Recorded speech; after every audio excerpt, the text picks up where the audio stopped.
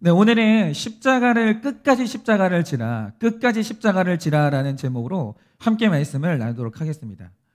우리가 그동안 좀 하나 잘못 알고 있었던 사실이 있는데, 그게 뭐냐면 낮은 자존감이 폭력을 유발한다는 학계의 정설이 있었습니다. 그런데 미국의 사회심리학자인 로이 바우마이스터 교수가 위협받는 자부심 이론을 제안하면서 이것을 반박했는데, 굉장히 들어볼 만한 내용입니다. 이게 뭐냐? 어떤 아이들을 보면 사랑을 많이 받고 자존감이 높아지면 그럼 부드러워지냐? 그게 아니더라는 거예요. 부모가 오냐오냐해서 자녀의 자존심을 키워놓았더니 원하는 것을 갖지 못하거나 자기보다 잘난 사람을 만나게 되면 폭력을 휘둘러요.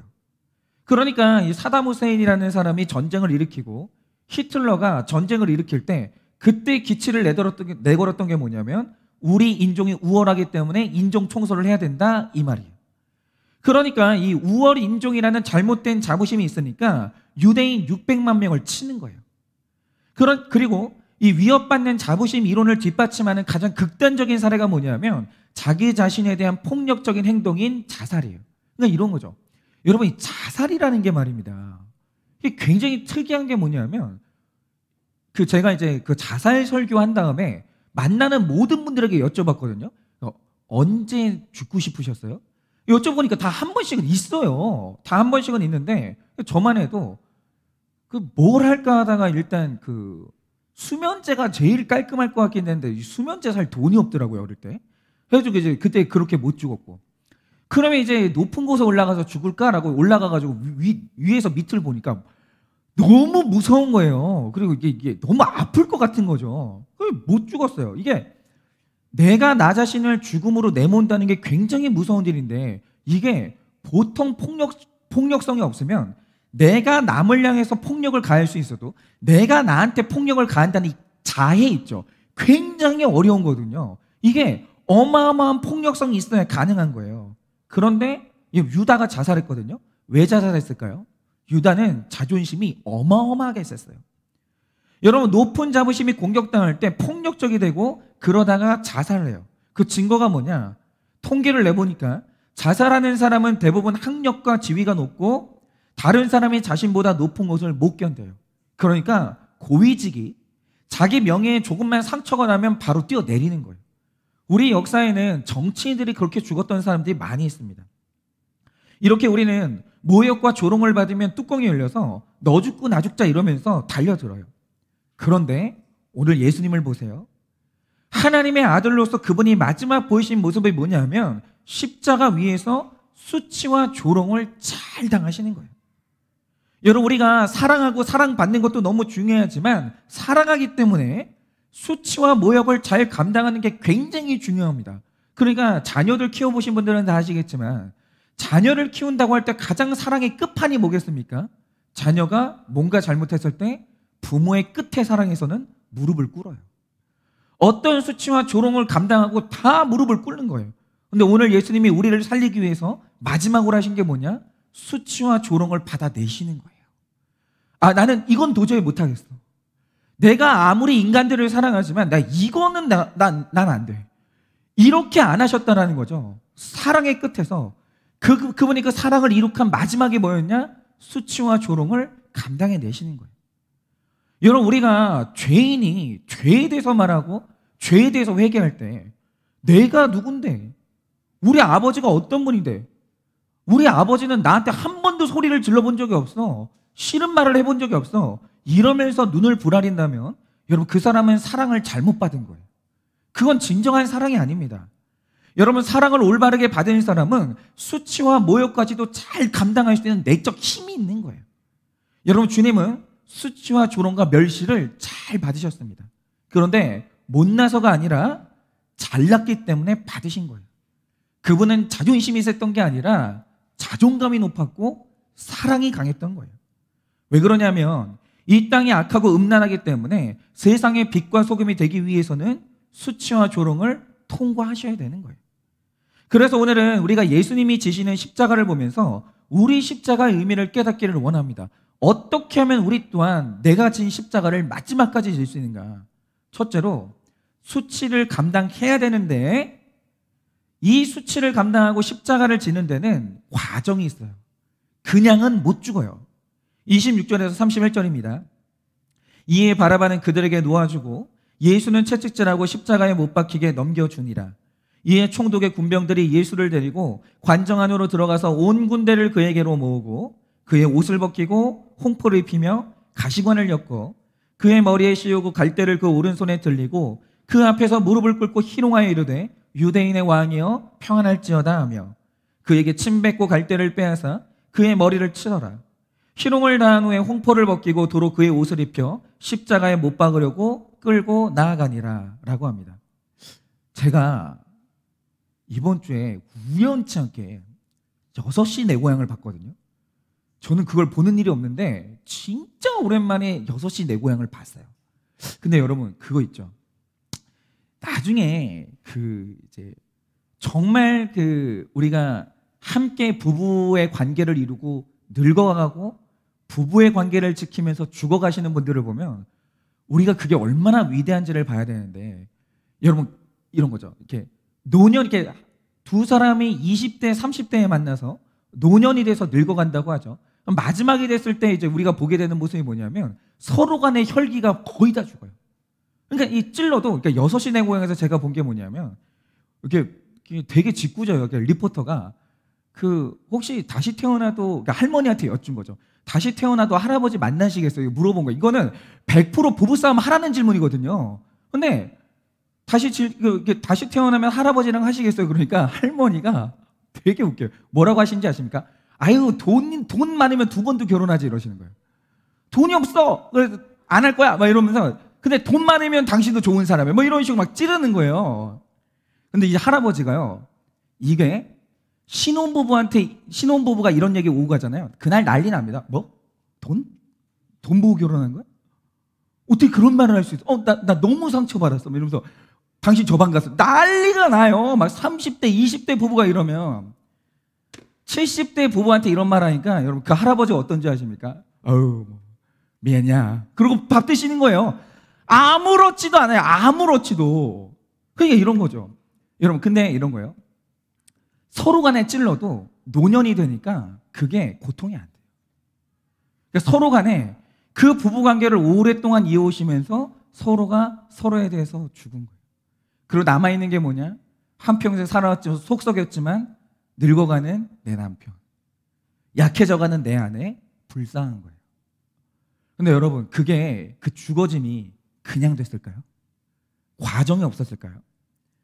여러분, 오늘 예수님이 죽어지기까지 어떤 과정을 당했는지 한번 보세요. 예수님이 죽기 전에 제일 먼저 당하신 고통이 뭐냐면 바라바라는 인간하고 비교를 당하는데, 여러분 이런 인간하고 비교 당한다는 것 자체가 자존심이 상하는 거예요. 우리가 직장을 가거나 학교를 가면 거기서 당하는 가장 큰 고통이 뭐냐면 내 옆에 사람하고 비교당해요. 평가를 당한다라는 거죠.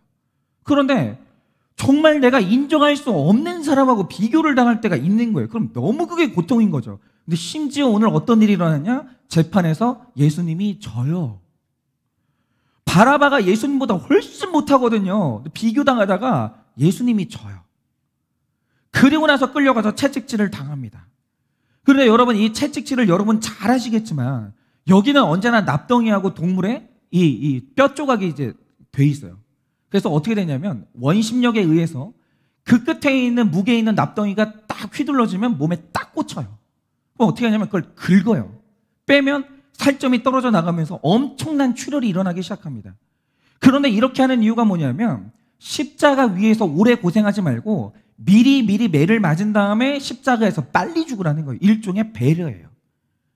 여러분, 이 일을 당했는데 이게 끝이냐? 끝이 아니라 예수님이 매를 맞는데 온 군대가 보는 데서 매를 맞았어요.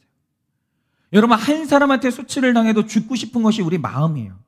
여러분, 이 땅에서는 한 사람한테만 조롱받아도 살 수가 없습니다. 원통해가지고. 그래서 제가 이걸 어제 누구한테 들었지? 우리 권사님한테 제가 들었는데, 권사님이 한 번은 이렇게 예배 시간에 이렇게 있는데 한 번 졸았다는 거예요. 그럴 수 있잖아요. 근데 갑자기 남편분이 그러셨다는 거예요. 뒤를 딱 돌더니 여보 힘들지? 손 잡는 게 아니라 빡 쳤다는 거예요. 그게 얼마나 원통한지 지금도 왜 벌떡벌떡 일어난다는 거예요. 너무 열이 받아가지고. 여러분 공감되지 않으세요? 아니 사람들이 다 있는 앞에서 그러면 조용히 손잡아 주든가. 요게 뭐냐고 요게. 그러니까 이런 거죠. 여러분 이렇게 우리가 한 사람 앞에서만 이 수치를 당해도 살 수가 없어요. 근데 예수님이 죽기 전에 뭘 당했냐? 매를 맞는데 모든 사람이 구경한 앞에서 옷 벗김을 당하고 매를 맞는 거예요. 근데 여러분 사람이 매를 맞는 것도 수치스러운데 옷 벗김을 당했는데 이거만큼 수치스러운 게 또 없는 거예요. 여러분 많은 성화에는 예수님이 그래도 아래는 걸치셨잖아요. 근데 그게 신성 모독이다 해가지고 그렇게 됐지만 실제로는 예수님을 다 벗겼어요. 더군다나 마지막에는 가시면류관을 씌우고 침을 뱉으면서 갈대로 머리를 계속 쳤는데 여러분 유대 민족의 이 가시가 굉장히 단단해요. 그래서 어떻게 됐냐면 칠 때마다 가시가 머릿속으로 파고들어요. 그럼 정말 죄송하지만 이게 실제인데 그 가시가 머리뼈를 긁어요. 굉장한 고통이에요. 그러면서 이제 여기가 뭐 분수처럼, 그러니까 여러분 머리 다쳐보신 분들 알죠? 여기가 혈관이 굉장히 많거든요. 여기가 가시에 찔리게 되면 피가 계속 흘러내려요. 그런 육적, 정신적, 영적인 수치와 조롱과 멸시를 당하는데 그냥 죽는 게 아니라 이 모든 과정을 거치고 십자가로 가는 거예요. 그런데 이런 거죠. 예수님이 우리를 살리기 위해서 이런 수치를 당했는데, 이걸 다 당했는데 여러분들은 어디까지 인내할 수 있겠습니까? 우리의 문제가 이런 거예요. 저는 채찍질까지는 당할 수 있어요. 근데 벗겨지는 건 못하겠어요. 예를 들면 이런 거죠.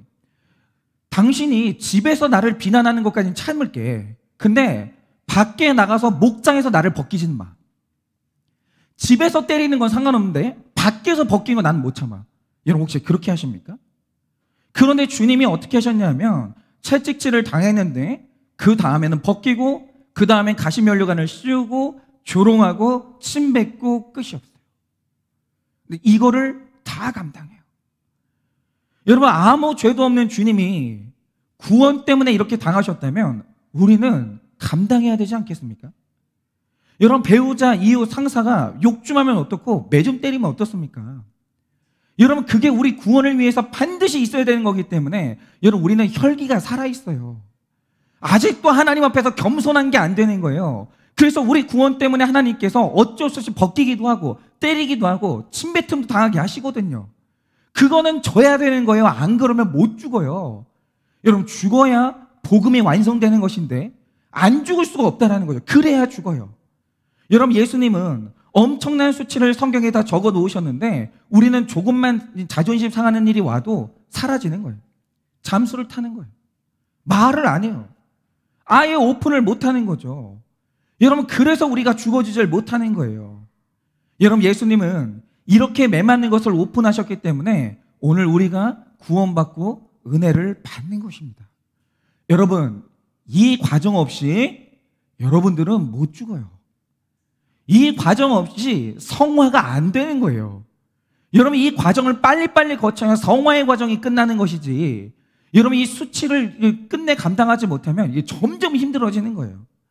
여러분 제가 설교를 할 때마다 신기한 게 뭐냐면 저는 이제 생각이 안 나는 날도 있어요. 그러니까 매일매일 큐티를 하다 보면 여기서 내 죄가 안 보이는 날도 있거든요. 그런데 보이면 보이는 즉시 늘 공개적으로 오픈합니다. 그런데 이상한 게 뭐냐면 성도님들이요. 제 죄를 오픈할 때 제일 은혜를 많이 받으시는데 오픈하는 내용이 깊으면 깊을수록 찌질하면 찌질할수록 은혜를 많이 받아요.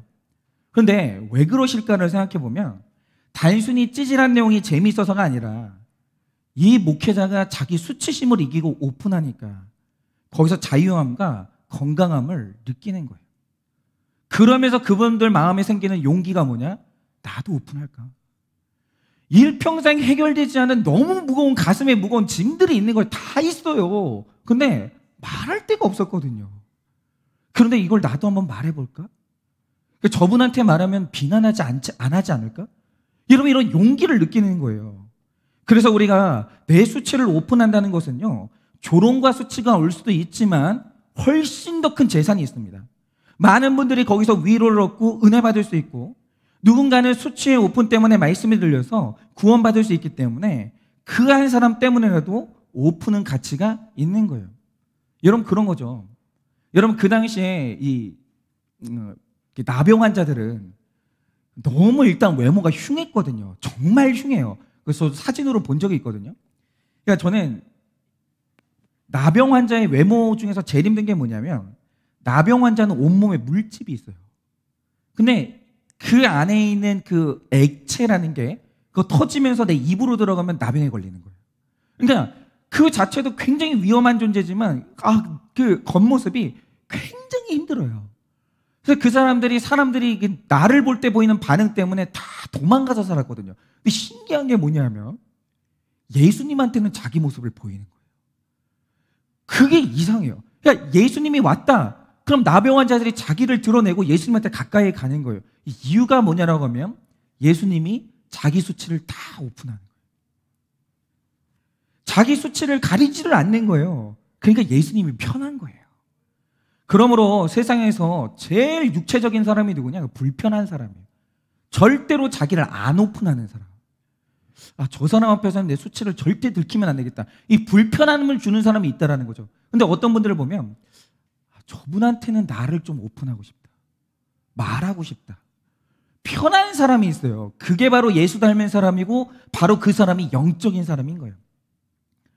여러분 그래서 그 한 사람 때문에라도 오픈하는 것은 가치가 있는 거예요. 여러분 이렇게 우리가 말씀을 계속 듣다 보면 나의 수치가 우리를 살리는 주님의 수치로 바뀌어서 나는 잘 죽어지고 잘 죽어진 나의 수치는 약재료로 쓰임을 받는 거예요. 내 말씀과 듣는 말씀과 내 수치가 결합하면 누군가를 살려요. 여러분 십자가의 처형은 1000번의 극형이라고 합니다. 왜냐하면 여러분 생각해 보세요. 예수님이 오전 9시에 십자가에 달려서 오후 3시에 돌아가셨거든요. 근데 그게 뭐 몇 시간 안 되잖아요. 원래는 그게 굉장히 빨리 죽은 거고 원래 십자가에 달리면 길면 일주일 동안 달려 있어야 돼요. 얼마나 힘들겠어요. 그래서 이것을 1000번의 극형이라고 하는 거예요. 그러므로 여러분 오늘 내가 당하는 이 고난은 주님의 고난하고 비교하시면 안 돼요. 이런 고난은 주님이 갖고 가신 거예요. 여러분은 이거 안 당하셔도 돼요. 여러분은 십자가를 안 지셔도 되는 거예요. 그러므로 오늘 주님이 우리에게 요구하시는 한 가지는 뭐냐? 수치와 조롱만 잘 견뎌다오. 그것만 잘해다오. 그것만 말씀하시는 거예요. 십자가 지지 말. 그건 내가 할 테니까. 너희는 너희 죄를 잘 오픈해서 수치 잘 당하고 거룩하게 살라고. 그것만 요구하시거든요. 근데 그게 자존심 상한다고 못하겠다는 거예요. 여러분 그러면 안 됩니다. 여러분 반드시 여러분이 정말 이 수치와 조롱을 잘 당하고 마지막까지 견뎌내면 여러분의 죄성이 죽어지고 하나님의 능력이 여러분 안에서 나타날 줄을 믿습니다. 적용 질문 드립니다. 조금만 자존심이 상해도 불쾌하고 분노가 일어나십니까? 제가 말씀드렸듯이 이게 버튼이 있거든요. 이렇게 부모님 건드린다든지 형제 건드린다든지 학벌 건드린다든지 뭐 있거든요. 그게 뭘까요? 어떤 걸 누르면 자존심이 상해서 불쾌하고 분노가 일어나실까요? 내가 수치스러워서 오픈하지 못하는 것은 무엇일까요? 내가 수치스러워서 오픈하지 못한 것은 무엇입니까?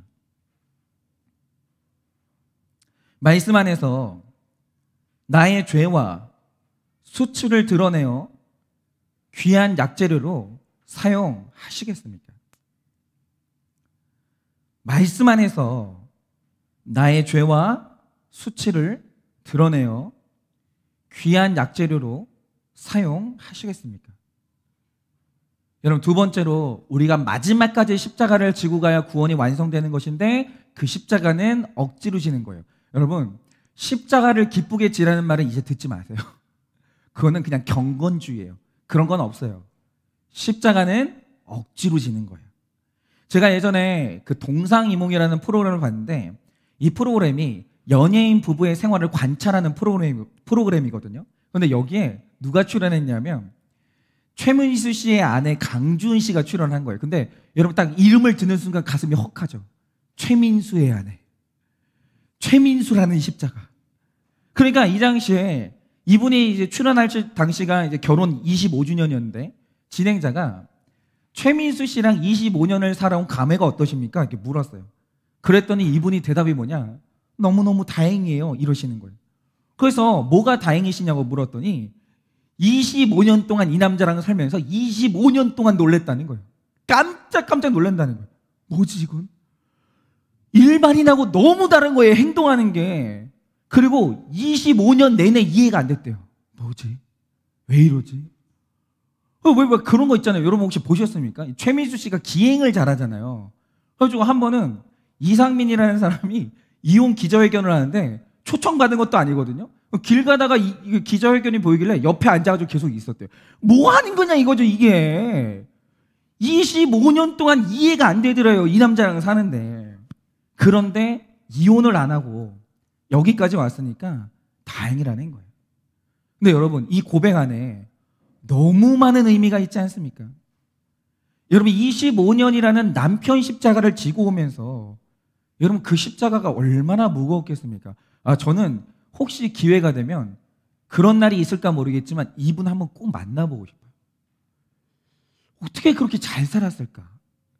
그런데 여러분 이 무거운 십자가를 지는데 남편이 사고를 쳐요. 기자회견해요. 망신을 당해요. 근데 그게 망신인 줄도 몰라요. 이런 남편하고 사는데 그게 어떻게 기쁘게 졌겠냐 이거죠. 말이 되냐 이거죠. 억지로 졌겠죠. 근데 이 십자가를 억지로 지는 것에 모델이 나와 있는데 32절입니다. 나가다가 시몬이란 구레네 사람을 만나매 그에게 예수의 십자가를 억지로 지워가게 하였더라라고 합니다. 말씀을 보시면 예수님이 십자가를 지다가 너무 힘들어서 총 14번을 멈추셨는데 5번째 넘어졌을 때 구레네 시몬이 함께 짊어졌어요. 근데 여러분 시몬이 믿음 좋아서 기쁘게 어이구 십자가 감사합니다 이러면서 졌겠습니까? 그게 아니에요. 여러분 지금 이 시몬이 유월절을 지키러 절기를 지키러 예루살렘에 왔다가 그 주변에 구경꾼이 되게 많았거든요. 근데 갑자기 로마 군인이 갑자기 예고도 없이 난 거기 사는 사람도 아닌데 누가 십자가를 진대? 이러면서 기웃기웃하고 있는데 갑자기 로마 군인이 그러면서 붙들린 거예요. 그 로마 군병이 갑자기 십자가를 지운 겁니다. 그러니까 여러분 이 시몬이 뭐라고 생각했겠습니까? 왜 많고 많은 사람 중에 하필 나? 왜 나? 이러는 거예요. 감사하다. 너무너무 영광스럽다. 십자가는 이런 게 아니에요. 다 지기 싫은 거기 때문에 누군가 십자가가 나한테 왔을 때 마땅히 하는 생각이 뭐냐면 왜 하필 나? 이런 거죠. 자녀가 너무 나를 힘들게 해요. 그러면 이런 거예요. 다른 자녀들을 보면 말 잘 들어요. 얌전해요. 공부도 잘해요. 근데 우리 애가 너무 힘든 거예요. 그럼 부모님이 마땅히 하는 생각이 뭐겠습니까? 왜 하필 우리 애? 그거는 정죄받을 생각이 아닌 거예요. 십자가가 그렇게 무거운 거예요. 원래 그런 겁니다. 여러분 그런데 하나님이 이런 십자가를 왜 주셨겠어요? 원래 십자가는 자발적으로 질 수가 없거든요. 여러분 인류 역사에서 십자가를 자발적으로 진 사람은 예수님밖에 없었어요. 이 십자가를 짊어져야 구원받는데 이건 피하고 싶은 십자가예요. 그러니까 할 수 없이 예수님이 너 하고 지목해가지고 우리 모두에게 구원의 십자가를 주신 거예요. 그런데 성령이 임하시니까 구레네 사람 시몬이 놀라운 일이 일어나는 거예요. 그가 억지로 졌지만 지자마자 주님을 영접하고 증인이 되는 겁니다. 근데 이 증거가 있어요. 이 시몬이 예수님을 영접하고 증인했다는 증거가 뭐냐? 그의 아들 알렉산더 루포는 나중에 사도 바울에게 문안받는 사람이 되고요. 그의 어머니는 사도 바울의 영적인 어머니가 돼요. 왜냐? 그가 예수 그리스도를 만나고 십자가를 진 다음에 이것을 가족에게 증거한 거예요. 억지로 진 십자가가 가족들의 구원으로 연결된 거죠. 여러분 중고등부 학생이 한 번은 이런 간증을 한 적이 있습니다. 엄마가 교회에 안 나왔다면 분명히 우리 엄마 아빠는 이혼했을 것인데 힘든 아빠 때문에 우리 엄마가 교회를 갔습니다. 그런데 예수님을 만나서 아빠의 안 좋은 성격을 다 이겨냈고 덕분에 아빠가 목자로 변했습니다. 그리고 자신에게 교회란 친구들을 만나는 공간이었는데 이제는 기도해주는 공동체가 되었다라고. 여러분, 억지로 지어진 남편이라는 십자가가 이 엄마의 발걸음을 교회로 이끌었고 성령이 운행하시는 말씀과 나눔이 있으니까 온 가족이 구원을 받는 거예요. 여러분, 너무 수치스럽고 부끄러운데 그것이 우리 구원의 자리가 되는 거예요. 제가 요즘도 느끼는 게 뭐냐면요, 왜 우리는 결혼하고 자녀를 낳아야 될까? 오순도순 살기 위해서 그럴까요? 절대 아닙니다. 제가 이 딸을 낳아보니까 정말 미래가 벌써 두려워요. 오늘도 분명히 그랬거든요. 어떤 분이 저한테 빵을 선물해 주셨어요. 그래서 제 딸한테 말했습니다. 이거는 엄마, 아빠, 예지가 나눠 먹는 빵이야. 얘기했거든요. 분명히. 정신 차리고 어디 갔다 와 보니까 혼자 빵을 다 처먹고 있는 거예요. 근데 여러분 그거 아시죠? 애들은 깨끗하게도 안 먹어요. 초코빵이었는데 여기다 다 묻히고 침을 온갖 데다 발라놓은 거예요. 그걸 내가 어떻게 먹냐고요. 아무리 딸이라도. 얘가 지금은 철이 없으니까 요 정도에서 그치지. 여러분, 제가 미리 말씀드렸습니다. 저희 딸이 목사 딸이지만 나중에 반드시 말썽 푸입니다. 나중에 저희 딸이 귀걸이하고 코걸이하고 머리 막 빨갛게 염색해가지고 막 쫙쫙 껌 씹고 여기 앉아 있는단 말이죠. 제가 미리 말했습니다. 분명히. 근데 생각을 해보자 이거죠. 왜 하나님이 우리에게 이런 자녀 십자가, 배우자 십자가, 질병의 십자가 왜 주실까? 왜 이런 걸 우리 주실까? 라고 하면 여러분, 저를 겸손하게 만들고 저를 하나님께 무릎 꿇게 만드는 건 그런 거밖에 없기 때문이에요. 여러분, 너무 수치스럽고 부끄러운데 그것이 우리 구원의 자리가 된다는 거죠. 여러분, 혹시 우리 중에 왜 하필 내가 그 남자랑 왜 결혼했을까? 5명 있었는데 왜 내가 미쳤지? 하필이면 왜 그 남자 택했을까? 왜 하필이면 그날 되게 바빴는데 그날 소개팅을 왜 나갔을까? 여러분, 이런 생각 하십니까? 여러분, 피하고 싶었던 십자가를 지는 것이 하나님의 은혜라는 거예요. 여러분, 오늘 시몬이 졌던 십자가는 무거운 게 맞아요. 억지로 졌거든요. 근데 그 십자가를 통해서 가족이 다 구원받았어요. 여러분, 내 인생에 십자가가 없었다면 주님 찾을 일도 만날 일도 없어요. 그러니까 저를 보면 그걸 알겠는 게, 여러분, 저는 장로 직분만 받아도 매일 큐티 안 해요. 저는 절대로 안 해요. 그러니까 우리 장로님들이 매일 큐티를 하거든요. 그러면 이게 알게 되는 게 뭐냐면, 제가 더 강팍하니까 목사 된 거고 덜 강팍하니까 장로님 되신 거예요. 저분들은 장로님만 돼도 매일 큐티 할 사람이니까 그거 하시는 거고, 저는요, 목사 안 되면 큐티를 안 해요. 그러니까 하나님이 이 무거운 십자가를 억지로라도 주신 거예요. 너 그거 안 하면 큐티 안 할 거잖아. 기도 안 할 거잖아. 아시니까 이 무거운 십자가를 주셨다라는 거죠. 그 덕분에 제가 큐티를 하는 거예요. 이 십자가를 지고 가야 되기 때문에 하나님을 간절히 찾게 되고 마침내 하나님을 만나 구원이 이루어지는 거, 그게 십자가의 섭리라는 거죠. 그러니까 저는 연쇄적이에요. 저는 날마다 큐티 설교라는 게 너무 무겁거든요. 그러니까 어느 날은 정말 안 보여요. 나는 내일도 설교를 해야 되는데 안 보이는 거예요. 그러면 피가 바짝바짝 마르거든요. 진짜 바짝바짝 말라요.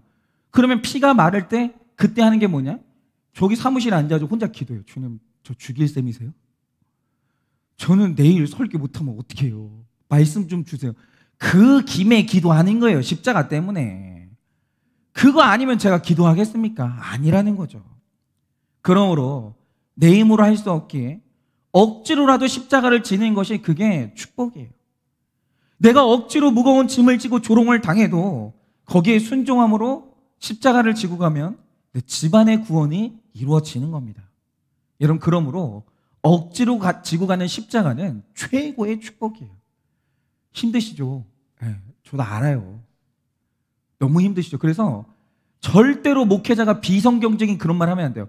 기쁨으로 져야죠. 은혜를 가지고 찬송하면서 지세요. 그건 건 없어요. 그런 게 어디 있어요? 여러분, 예수님이 오늘 기쁘게 지고 가셨습니까? 아니요. 혼자 지고 갈 수 없어서 시몬하고 같이 지고 갔어요. 원래 십자가는 그런 거예요. 너무 힘드시고 욕 나오고 눈물도 나요. 그런데 그거 아니면 우리 가족이 구원받을 길이 없기 때문에 억지로 지고 가는 거예요. 적용 질문 드립니다. 힘들어서 화가 나서 도저히 못 지겠는데, 근데 나의 십자가는 무엇입니까? 힘들어서, 화가 나서 도저히 못 지겠는데 그 나의 십자가는 무엇입니까? 내가 억지로 질 수밖에 없는 상사, 남편, 자녀, 부모를 주신 것에 감사합니까?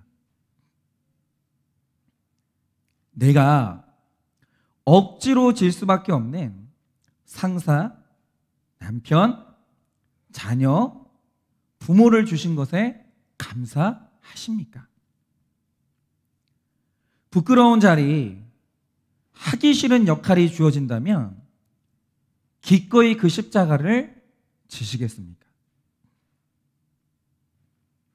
부끄러운 자리, 하기 싫은 역할이 주어진다면 기꺼이 그 십자가를 지시겠습니까? 마지막 세 번째로, 완전히 죽어져야 십자가를 끝까지 질 수 있습니다. 33절입니다. 골고다, 즉 해골의 곳이라는 곳에 이르러라고 합니다. 그러니까 보세요.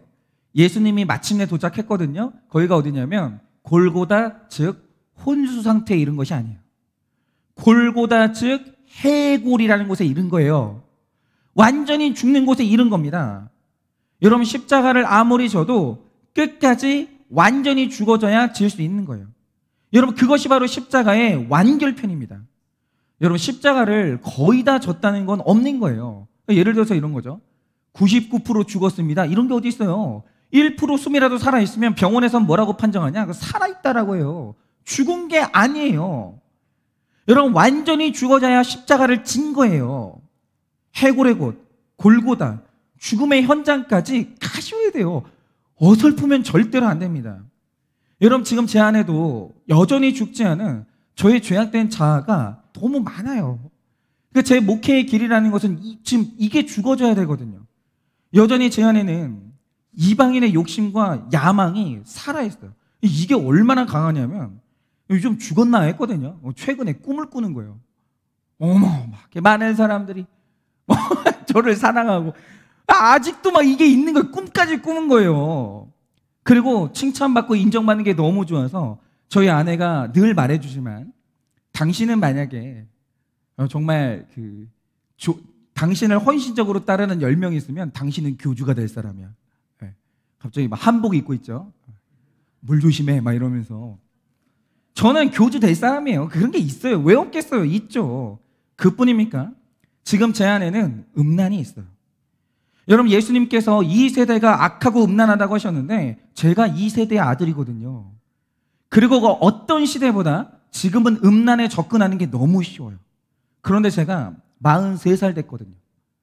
피가 펄펄 끓어요. 펄펄. 근데 제가 영적, 육적으로 순결을 지켜나가는 게 쉽겠습니까? 너무너무 어렵죠. 저에게는 음란이 있어요. 저에게는 그것을 제어하기 힘든 자아가 있다는 거죠. 근데 여러분, 이게 살아있으면 어떻게 되겠습니까? 그럼 만약에 제가 음란에 넘어진다고 하죠. 그러면 내 아내가 받게 될 충격, 내 자녀가 받게 될 충격, 온 성도님들이 받게 될 충격. 여러분, 그게 내 자아가 죽지 않으면 너무 많은 사람들이 죽어지는 거예요.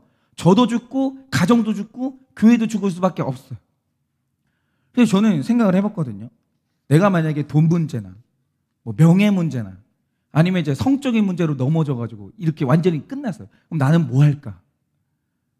속초를 가서 어부를 할까? 그물을 끌어올리자니 힘이 없고.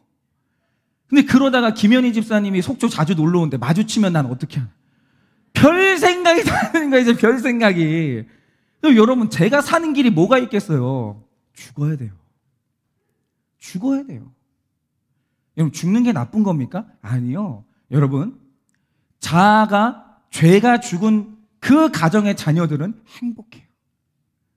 그 자녀들이 절대로 아플 수가 없어요. 근데 부모님들이 혈기, 욕심, 열등감, 모든 것들이 펄펄 살아있으니까 여러분, 우리 자녀들이 부모 때문에 병 들어가는 거예요.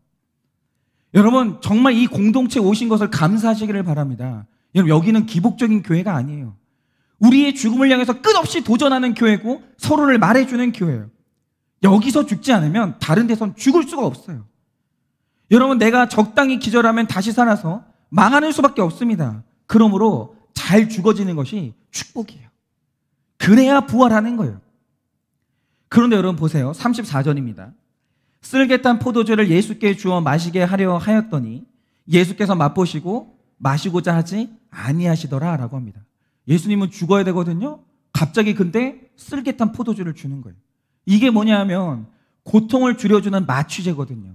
그러면 안 돼요. 여러분 우리가 정말 이 십자가를 잘 지고 고난을 잘 당해야 내가 죽어지는데 갑자기 내가 이 정도면 됐어. 내가 참을 만큼 참았어.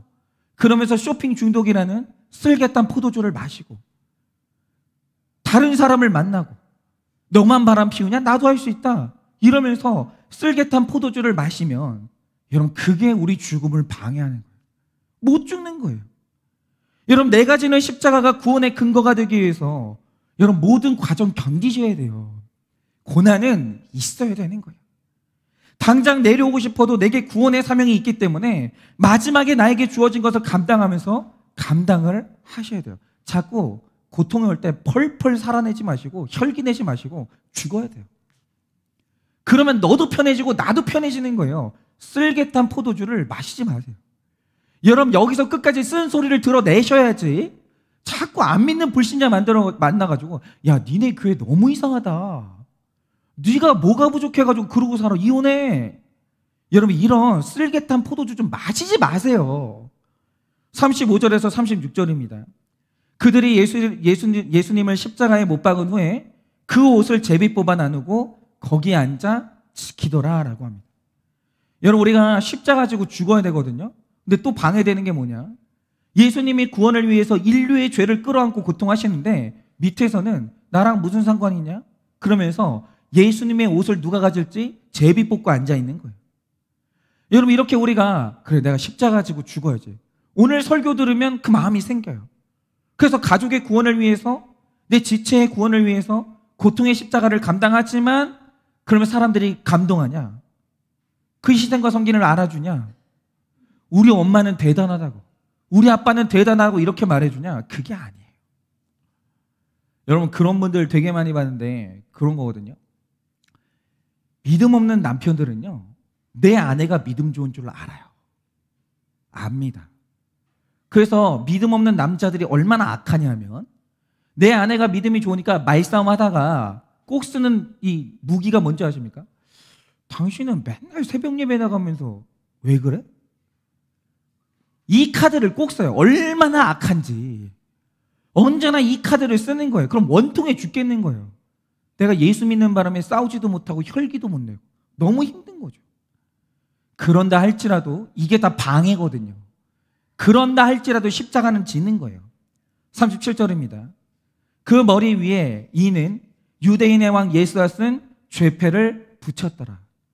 그러니까 여러분 우리가 십자가를 끝까지 지고 죽는다는 것은 유대인의 왕이라는 죄패를 붙이고 가는 거예요. 그런데 날마다 붙이고 내 죄를 회개하면서 가는 거죠. 근데 여러분 이게 쉬운 건 아니에요. 그러니까 어떤 분이 이제 바람을 피웠다고 하죠. 그러면 한 1년 정도 잘 당하고 자 이제 너랑 나 다 잊자. 이게 아니에요. 그럼 또 의의가 살아나요. 여러분 우리가 내 죄패를 붙이고 간다는 말의 뜻이 뭐냐면 저는 바람핀 사람입니다. 이거를 죽을 때까지 고백하면서 가는 거예요. 왜 그러냐면 이게 잊혀지잖아요. 음란이 또 일어나요. 저는 도박을 한 사람입니다. 이거 있잖아요. 도박을 하면 도박이 언제 없어질 것 같으세요? 그 도박의 충독이 제가 말씀드릴게요. 안 없어져요. 제가 이게 과장하는 게 아니고요. 알코올 중독이 안 없어져요. 10년이 없어졌어도 10년을 내가 끊었어도 11년째 되는 해 술 충동이 다시 일어나요. 도박 중독이요. 20년간 끊어도요. 21년째 되는 해 또 일어나요. 한 번 중독되잖아요. 죽을 때까지 같이 가는 거예요. 그래서 우리가 죽기 위해서 날마다 해야 되는 게 뭐냐? 내 죄패를 내가 붙이고 가는 거예요. 저는 음란이 있고요. 저는 중독이 있고요. 저는 야망이 있고요. 이걸 내가 붙이고 가는 거예요. 여러분, 저는 제 인생의 가장 큰 자랑은 저희 원가족이 5명이거든요. 근데 너무 감사한 게 뭐냐면 5명이 다 구원받았어요. 이게 진짜 너무 감사해요. 아버지는 무명의 목회자셨고 매우 매우 가난하셨습니다. 그리고 그것을 자녀들이 같이 온몸으로 체험했고 같이 지켜봤죠. 목회자로 살아간다는 것은 숨 막히는 거였어요. 조금만 어긋나잖아요. 바로 비난이 날라와요. 시험 들었대요. 숨이 막히더라고요. 그런데 이 약하고 가난한 목회의 열매가 뭐였냐면 세 아들들 중에 형이 목회자가 됐고 제 셋째 동생도 목회자가 됐고 저도 목사가 됐어요. 물론 목사가 구원받는 거 아닙니다. 절대 아니에요. 근데 제가 뭘 보고 그걸 알 수 있냐? 제 동생도 이번 주 내내 자기 교회에서 특별 새벽 예배를 하더라고요. 죄 고백을 들어보니 구원받은 게 확실해요. 제 형의 회개를 들어보니까 구원받은 게 확실해요. 저희 어머니 아버지가 요즘도 회개를 하세요. 전화를 하셔가지고 이번에 설교 듣고 깨달은 죄를 또 얘기하세요. 어머니가 얘기하시고. 그걸 보니까 구원받은 게 너무 확실해요. 그런데 이게 어떻게 이렇게 됐을까 생각을 해보니까 저희 아버지가 십자가를 억지로 지셨거든요. 저희 아버지는 흥하는 목회를 한 분이 아니에요. 오늘은 누가 나갈까? 내일은 누가 나갈까? 이번 연말에는 누가 나가나? 늘 가슴 졸이고 가슴 아파하고 힘들어하는 목회를 하셨거든요. 전 저희 아버지가 불쌍했어요.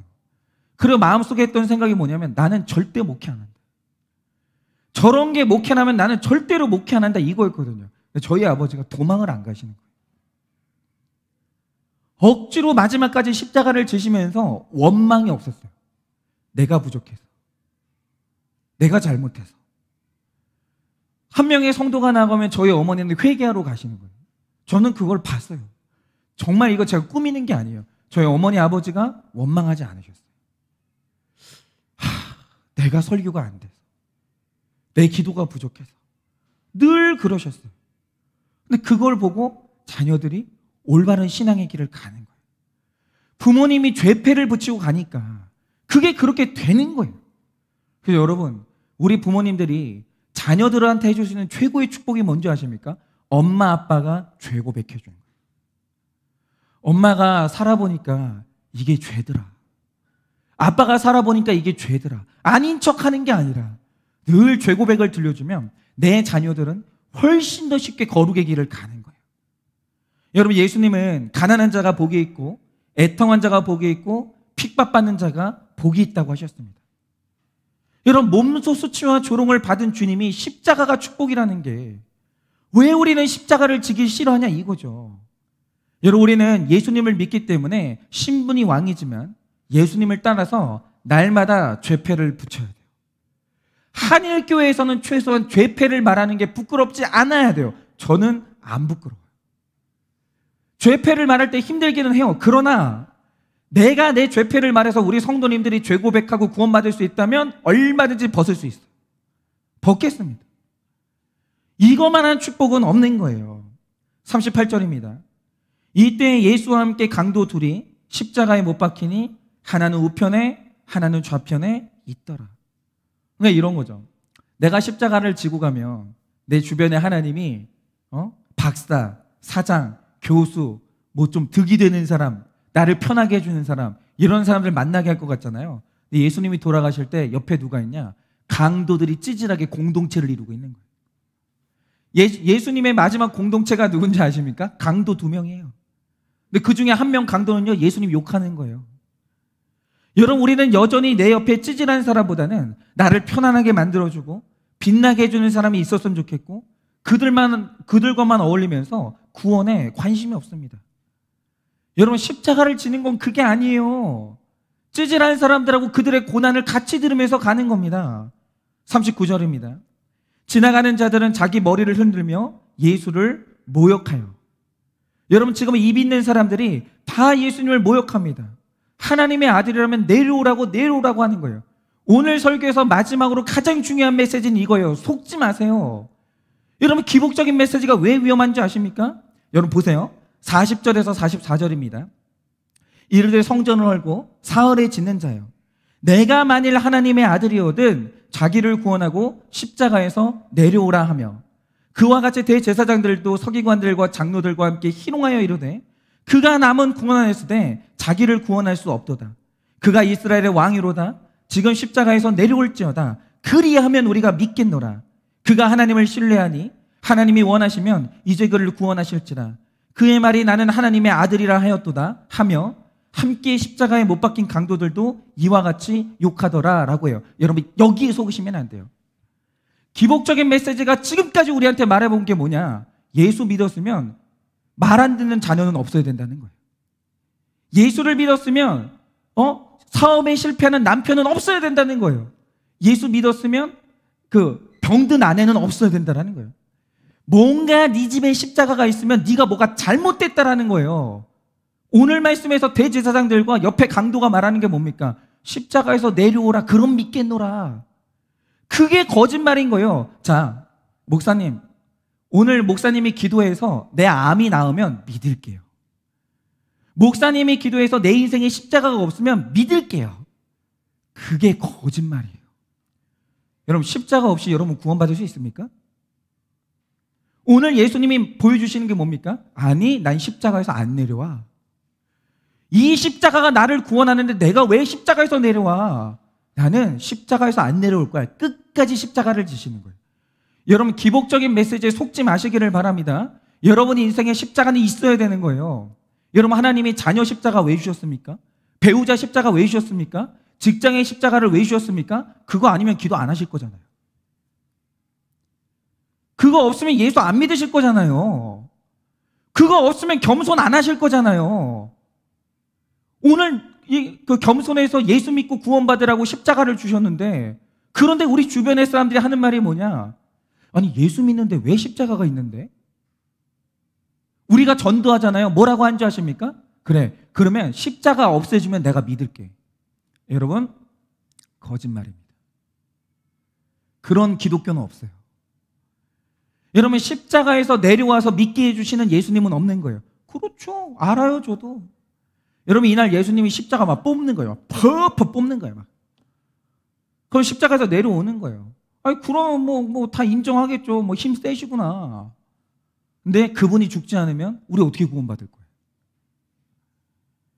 여러분, 우리는 자기 힘을 증명하는 사람들이 아니에요. 죽어서 구원에 이르는 사람들이에요. 그 십자가밖에 없는 거예요. 그러므로 여러분, 한일교회에서는 증명하지 마세요. 내가 누군데, 내가 예전에 어떤 사람이었는데 나를 이렇게 대접해? 여러분, 죄송한데 한일교회는 자기 증명하는 교회가 아니에요. 여러분, 여기 있는 저요, 자기를 증명하는 목사가 아니에요. 그러니까 제가 자기를 증명하려면 이런 거죠. 내일도 이제 목사님들 모이는 이제 그 노회라는 게 있거든요. 그럼 저를 증명하는 길이 뭐겠어요? 한일교회 성도님들은 저를 너무 사랑해가지고 그랜저를 뽑아주십니다. 그랜저 뽑아주세요.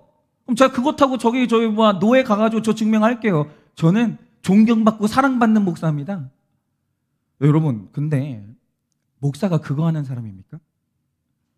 우리 교회 빛내가지고 그랜저 타고 가가지고 나를 증명하고, 뭐 박현호 목사님 뭐 교회에서 영향력이 장난 아니네. 여러분, 그게 목사의 일입니까? 여러분, 목회자는 자기 죽이는 사람이거든요. 왜냐하면 그래야 구원받거든요. 여러분, 죄송한데 자녀들 앞에서 힘을 증명하지 마십시오. 내가 옳다라는 거 증명하지 마십시오. 여러분, 이 교회에서 내가 이 교회 오래 다녔다, 내가 이 교회 지분이 많다, 우리는 이거 증명하는 사람들이 아니에요. 우리 한일교회 죽으러 온 거예요. 예수님과 같이 십자가에 달렸다가 우리 예수님하고 부활하려고 온 사람들이에요. 여러분, 우리 부활해야 되거든요. 죽으세요. 죽으세요. 이제 목장 모임 시작하면요, 수치와 죄패 다 오픈하세요. 저도 그렇게 할게요. 여러분, 그렇게 우리 십자가를 끝까지 지고 그 위에서 죽어져서 우리 다 부활할 것인데, 절대로 기복적인 메시지에 속지 마시고 마침내 십자가를 끝까지 지고 가서 해골이라는 곳에서 나의 죄와 욕심이 완전히 백골이 되어지고 우리 주님이 명하시는 날 완전하게 부활하는 저와 여러분 되시기를 예수님의 이름으로 축원을 드립니다. 마지막 적용 질문 드립니다. 이만큼 참았으면 됐다 이러면서 쇼핑으로 안식을 얻고자 하십니까? 이만큼 참았으면 됐다 하면서 쇼핑으로 안식을 얻고자 하십니까? 구원을 위해 마지막까지 감당하며 죄패를 붙이고 죽기로 결단하십니까? 구원을 위해 마지막까지 감당하며 죄패를 붙이고 죽기로 결단하십니까? 내가 사랑하고 사랑받는 것은 수치와 무시를 잘 당하기 위해서임을 알고 있으십니까? 내가 사랑하고 사랑받는 것은 수치와 무시를 잘 당하기 위해서임을 알고 있으십니까? 이 시간에 우리 다 같이 한번 찬양해 보기를 원하는데요.